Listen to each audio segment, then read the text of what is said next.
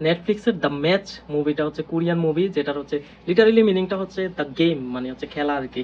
তো খেলা নিয়ে এটা হচ্ছে একটা বায়োগ্রাফি টাইপের মুভি। আর যারা হচ্ছে লিড রোলে আছে তাদের একটু খানিকটা প্রবলেম হওয়ার কারণে এটা 23 সালে রিলিজ হওয়ার কথা ছিল, সেটা 24-25-এ এসে হচ্ছে অ্যাটলিস্ট রিলিজ হলো শেষে আসিয়া।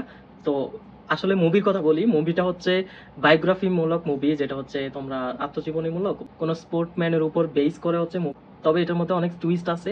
তোমরা দেখতে পারো যে একটা যে গুরু থেকে শিষ্য কি বেশি পণ্ডিত এরকম একটা লেভেলে চলে আসে, কারণ গুরু হচ্ছে একেবারে সেরা লেভেলের থাকে। তো থাকার পরে ওর থেকে হচ্ছে শিষ্য শিখে, শিষ্য শিখার পর হচ্ছে এখন গুরুর সাথেই প্রতিদ্বন্দ্বী। তো এই মুভিটা তোমরা দেখবা, আসলে যাদের কাছে হচ্ছে 1 ঘন্টা 40-50 মিনিট আছে, মানে 2 ঘন্টার মতো সামথিং সময় আছে, তো তাহলে হচ্ছে তোমরা দেখতে পারো, মুভিটা ভালোই লাগবে। তো হচ্ছে এই টাইপের ইন্সপিরেশনাল মুভি যারা দেখো তাদের জন্য এই মুভিটা হচ্ছে মাস্ট ওয়াচ, দেখতে পারো। তবে হচ্ছে যদি গেমটা কেউ বুঝতে পারো তাহলে হচ্ছে আরো বেশি মজা পাবা। তো এটা হচ্ছে গেম, আসলে আমিও বুঝি নাই, মানে ডাবার গুড়ির মতো গড়টা, কিন্তু গেমটা কিভাবে খেলে। তবে হচ্ছে ওদের ক্যামেরা অ্যাঙ্গেল বা হচ্ছে দুইজনের যে মানে এক্সপ্রেশন বা হচ্ছে লুক সিরিয়াসনেস, এগুলা দেখে একটু বোঝা যায় যে হ্যাঁ কে জিততেছে কে হারতেছে, কাকে একটু টেন্সড আছে, এগুলো সব বোঝা যায় আর কি। তো এই জন্য হচ্ছে তোমরা মুভি দেখতে পারবা যে হ্যাঁ ফিলিংস গুলা নিয়ে। তো গেমটা না বুঝলেও, তো গেমটা যে এমন না যে সারাক্ষণ শুধু গেমে চলে এরকম কিছু না। তো তোমরা মুভিটা দেখো, যাদের হচ্ছে নেটফ্লিক্সে সাবস্ক্রিপশন আছে তারা তো অবশ্যই দেখবা।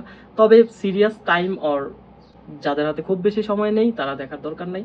আর যাদের কাছে অনেক অনেক সময় আছে, আজাইরা পড়ে আসো, তারা এই মুভিটা দেখো। আর হচ্ছে ইন্সপিরেশনাল মুভি যারা পছন্দ করো তারা অবশ্যই দেখতে পারো এই মুভিটা যে কোনো সময়, যে এখনই দেখতে হবে এমনটা না, পরেই দেখতে পারো।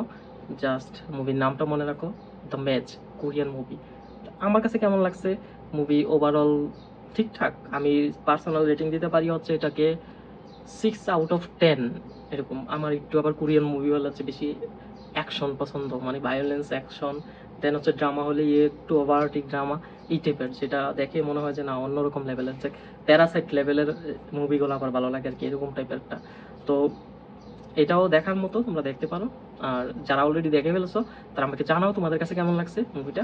আর যারা দেখো নাই তাদেরকে তো বললামই কখন দেখবা কেন দেখবা। ধন্যবাদ সবাইকে।